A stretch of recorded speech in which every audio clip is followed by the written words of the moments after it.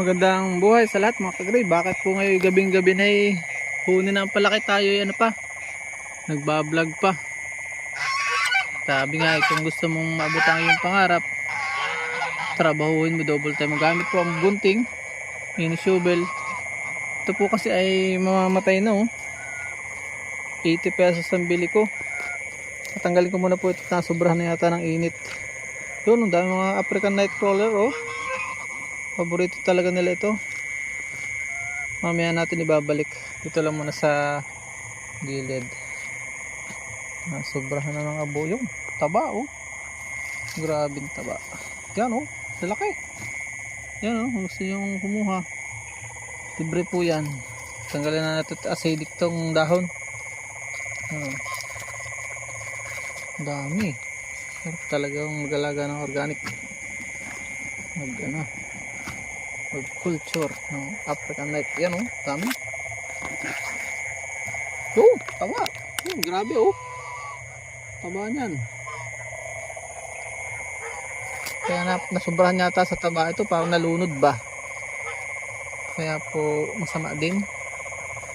Ito naman na papalit ko itong variegated Napansin ko po mga kagri, mas tolerable itong sa fungus. Itong variety na to. Mahina itong kalumanda rin pa nga ito Mahina talaga yung ordinaryong kalamansi sa mga fungus. Yan dami. Nakakatuwa. Gabi na po kasi kaya madaming tatabi ko na lang. Yan, dami nakakatuwa Yan, taba. Tingnan natin kung ito yung mabubuhay pa. Tara na, let's go. Madali lang naman po ito. Wala po itong atas. Tingnan ko mga itong mga taba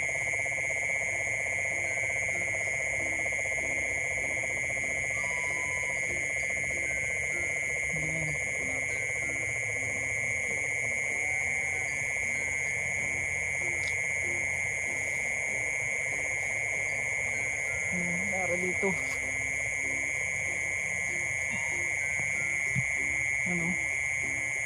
buhay pa naman ako, parang napunggos nga wala na to.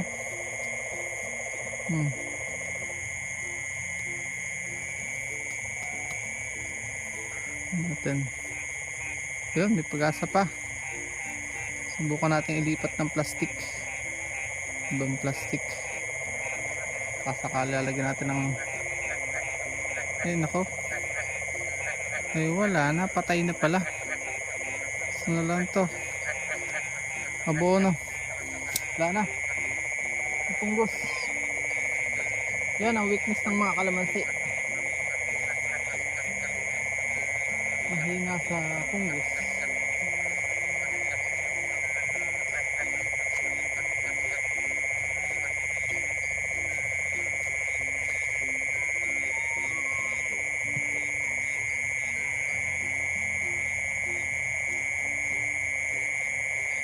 Sunod na tatanim ko dito ay gulay.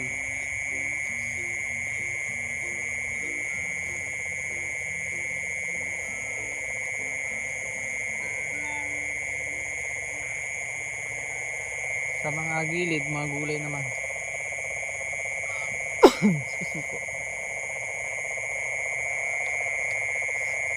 Kaya kayang itaktak, baka kayang itaktak.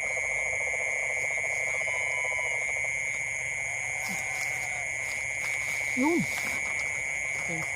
Buo.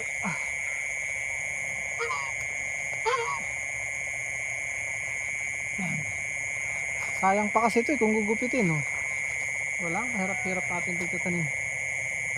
Saglit lang ito gagamitin ko pa ito sa pagpapalaki ng puno. So ayan tabaan yan, lagunis na yan. Pag nabulok alis sa isang araw lang tatagal nito, tatanaman ko naman ng kalabasa. Ganyan yung sakripisyo natin sa ating model ng project. Pasok na natin sa loob. Kasi pa eh. Yan. Para huwag tirahan ng ahas. Yan. Yan kayo. Natitira ang mga bulati. Pabalik-balik sila dyan. Yan. Kulang pa. Tapos lalagyan ko din dito ng tawag dito carbonate trisal para hindi po siya mapunggos. Lalagyan ko ng carbonate trisal po. Ito po yung natitira ko pang carbonate trisal para hindi na talaga siya mapunggos. Akin ang ilalagay lahat. Sayang, sayang din yung 80 pesos. 80 pesos po yun eh. Ayos. Pagpalain ka ng Diyos. So, God bless you. Mag-release tayo ng blessing para huwag na maulit yung punggos na yun. Anti-punggos po itong carbonized trisal. Kaya kung marami ka nito, mas safe sa punggos ang iyong halaman. So, hope may natutunan po kayo sa maiksi nating video. Please support all Filipino vloggers. Pakita natin sa mundang tao sa po ang lahing Pilipino. Babay muna po. Tatambakan ko naman ng mga ipil-ipil pag ako galing sa area. Bukas simulan ko na manguha. Taba niyan. Dahil summer na sakto yung ating pag lilipat. Ang ganda. Paalam and God bless. Hanggang sa muli po. Babay po. God bless.